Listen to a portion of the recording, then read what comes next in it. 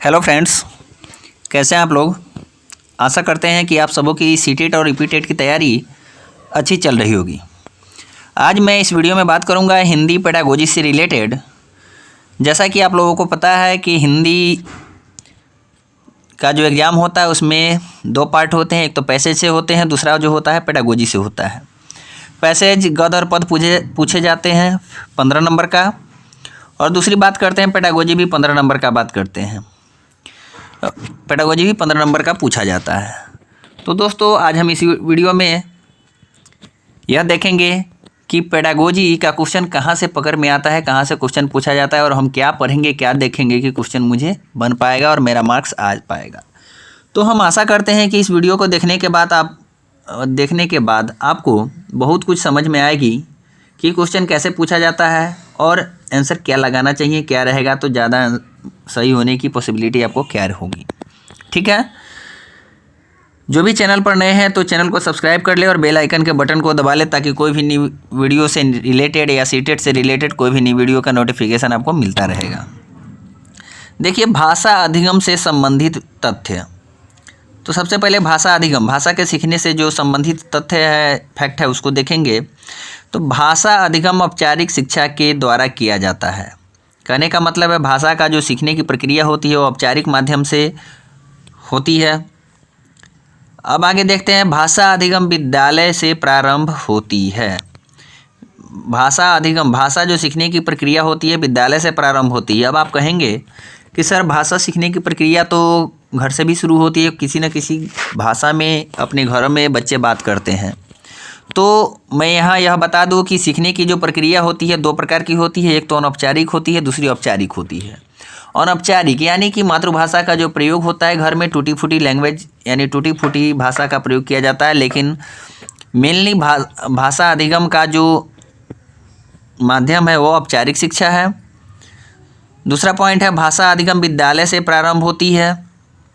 आगे देखते हैं, भाषा अधिगम में बच्चों को प्रयास करना पड़ता है, यानी सीखना पड़ता है, सीखने के लिए प्रयास करना पड़ता है। भाषा के नियम क्या किए जाते हैं, सीखे जाते हैं। व्याकरण की आवश्यकता होती है, भाषा के नियम सीखने में व्याकरण की आवश्यकता होती है। आगे हम देखेंगे, भाषा अधिगम के द्वारा मानक भाषा सीखी जाती है। भाषा अधिगम के द्वारा ही क्या की जाती है, मानक भाषा सीखी जाती है।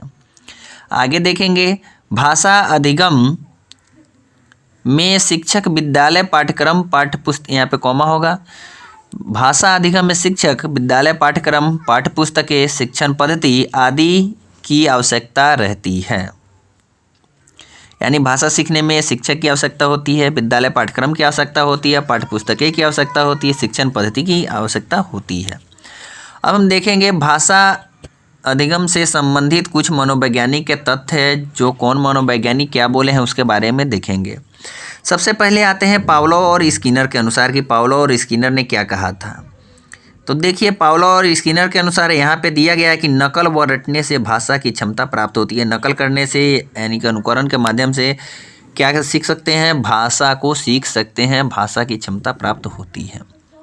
देखिए, चोम्स्की के अनुसार तो क्या है, बच्चे में भाषा अर्जन की क्षमता जो होती है क्या होती है, जन्मजात होती है। किसने कहा था, चोम्स्की ने कहा था, जो कि आपके सीटेट के एग्जाम में बार बार पूछे गए हैं और पूछने की संभावना भी बनती है कि चोम्स्की ने कहा था बच्चों में भाषा अर्जन की क्षमता क्या होती है, जन्मजात होती है। आगे देखेंगे, पियाजे के अनुसार क्या है, तो भाषा अन्य संज्ञानात्मक तंत्रों की भांति परिवेश के साथ अंतःक्रिया के माध्यम से ही विकसित होती है। ठीक है, पियाजे ने कहा था। वाइगोत्स्की के अनुसार तो हम जानते हैं कि वाइगोत्स्की का सिद्धांत जो है सामाजिक सांस्कृतिक सिद्धांत है। वाइगोत्स्की के अनुसार बच्चे की भाषा समाज के साथ संपर्क का ही परिणाम है।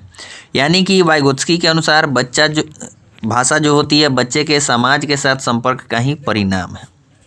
अति महत्वपूर्ण बिंदु को देखते हैं तो इससे क्वेश्चन बनता है। देखिए, मानक भाषा अथवा द्वितीय भाषा सीखने में मातृभाषा का व्याघात होता है। जैसा कि आप लोगों को पता है, सभी को पता है कि भाषा सीखने में मातृभाषा का प्रयोग किया जाता है, लेकिन मानक भाषा या द्वितीय भाषा सीखने में मातृभाषा का व्याघात, कहने की मतलब है मातृभाषा का कहीं ना कहीं रुकावट होती है। स्कूल आने से पूर्व बच्चे अपनी मातृभाषा का प्रयोग करते हैं, प्रयोग जानते हैं। बच्चे स्कूल आने से पूर्व ही अपनी भाषाई पूंजी से क्या होते हैं, लैस होते हैं। गृह कार्य करने के सीखने का विस्तार करता है। कहने का मतलब है गृह कार्य जब हम होमवर्क देते हैं किसी बच्चे को तो क्या होता है, सीखने की ओर क्या करती है, बढ़ावा करती है, विस्तार करती है। प्राथमिक स्तर पर शिक्षा का माध्यम क्या, प्राथमिक स्तर पर शिक्षा का माध्यम क्या होना चाहिए, मातृभाषा होनी चाहिए। प्राथमिक स्तर पर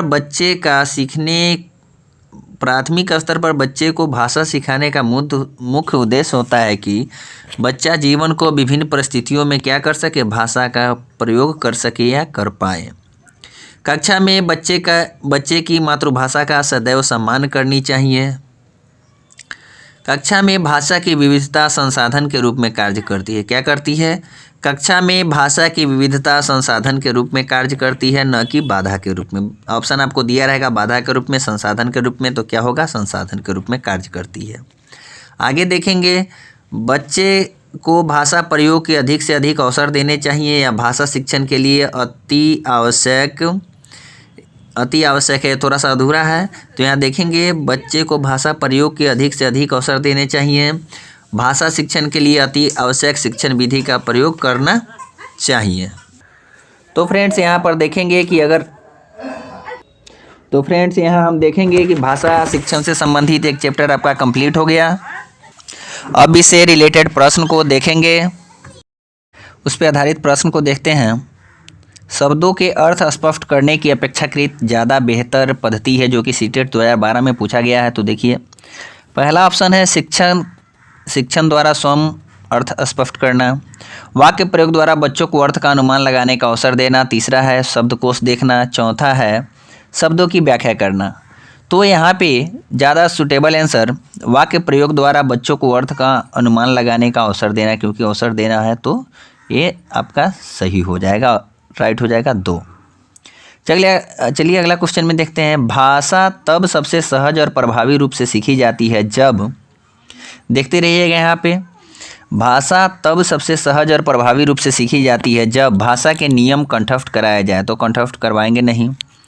भाषा शिक्षक कठोर रवैया अपनाते हो तो कठोर रवैया नहीं अपनाना है आपको। भाषा प्रयोग की दक्षता प्रमुख उद्देश्य हो, ये आपका सही हो जाएगा।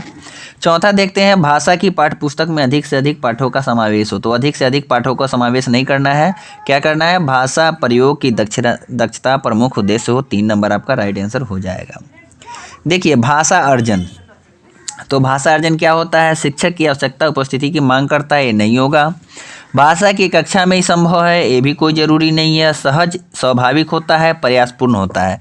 तो देखिए, भाषा अर्जन जो होती है वो क्या होता है, इसके बारे में हम देखेंगे। तो भाषा अर्जन जो होती है क्या होता है, प्रयासपूर्ण होता है। भाषा अर्जन करना, अर्जित भाषा जो होती है क्या होती है, प्रयासपूर्ण होता है, सीखना पड़ता है। देखिए, भाषा अर्जन के संबंध में कौन सा कथन उचित है, तो क्या है, भाषा के नियम सिखाए जाते हैं। अभी आपको मैंने बताया ऊपर में कि भाषा के नियम जो होते हैं क्या होते हैं, सीखे जाते हैं, ठीक है। उसके आगे देखते हैं, परिवेश से प्राप्त भाषिक आंकड़ों के आधार पर सहज रूप से भाषिक नियम बनाए जाते हैं, आपके नहीं होंगे सही। भाषा अर्जन में भाषिक परिवेश महत्वपूर्ण होता है, ये भी कोई ज़रूरी नहीं है। इसमें समाज सांस्कृतिक विशेषताओं को सहज रूप से आत्मसात किया जाता है, ये भी कोई ज़रूरी नहीं है। भाषा के नियम क्या होते हैं, भाषा अर्जन में भाषा के नियम सीखे जाते हैं। अब देखिए, बच्चे विद्यालय आने से पहले क्या होते हैं, तो भाषा के चारों कौशलों पर पूर्ण अधिकार रखते हैं, नहीं, ये गलत हो जाएगा। तो अब बात करते हैं भाषा के 4 कौन सा कौशल है। तो देखिए, सबसे पहले ट्रिक के बारे में देख लीजिए, शुभोपली। तो शुभोपली का मतलब क्या होता है, सु मतलब सुनना, बो मतलब क्या, बोलना, प मतलब पढ़ना, ली मतलब लिखना। तब पहले सुनते हैं, बच्चा का क्रम यही है, बच्चे का भाषा कौशल का क्रम यही है, सुनना, बोलना, पढ़ना, तब लिखना, ठीक है। तो भाषा के चारों कौशल पर पूर्ण अधिकार रखते हैं, ये आपका गलत हो जाएगा। अपनी भाषा की नियमबद्ध व्यवस्था की व्यवहारिक कुशलता के साथ होते हैं, ये आपका सही हो जाएगा। कोरिलेट होते हैं, तो बच्चे तो कोरिलेट होते नहीं है, होते हैं कब, टीचर चाहे जो लिख सकता है मानते हैं, लेकिन बच्चे विद्यालय आने से पहले कोरिलेट मतलब खाली नहीं होते हैं, क्योंकि हम भाषा पढ़ रहे हैं तो उसमें क्या होती है, भाषाई पूंजी से वो लैस होते हैं, भाषा का समुचित उपयोग करने में समर्थ नहीं होते हैं, इसलिए आपका राइट आंसर 2 हो जाएगा, ठीक है।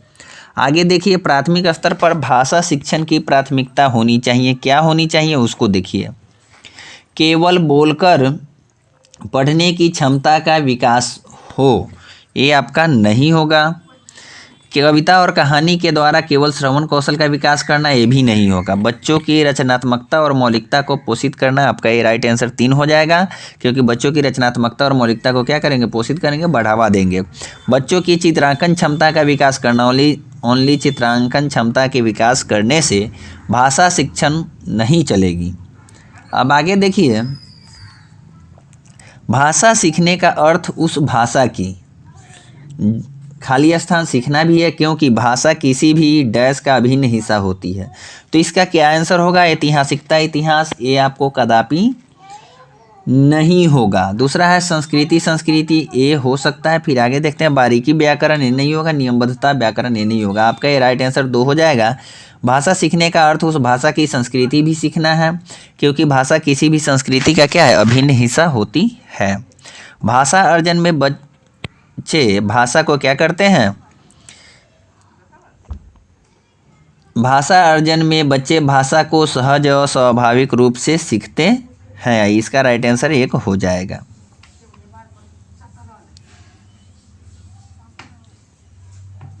आगे देखते हैं, उच्च प्राथमिक स्तर पर भाषा सीखने को प्रभावित करता है।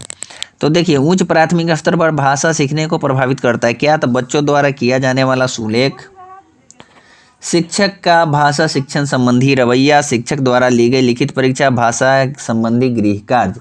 तो उच्च स्तर पर भाषा सीखने की जो प्रभावित करता है वो क्या करता है, शिक्षक का भाषा शिक्षण संबंधी रवैया। ये आपका 2 नंबर ऑप्शन हो जाएगा कि शिक्षक का भाषा शिक्षण संबंधी रवैया कैसा है, उसके आधार पर क्या करता है, उच्च प्राथमिक स्तर पर भाषा सीखने को प्रभावित करता है।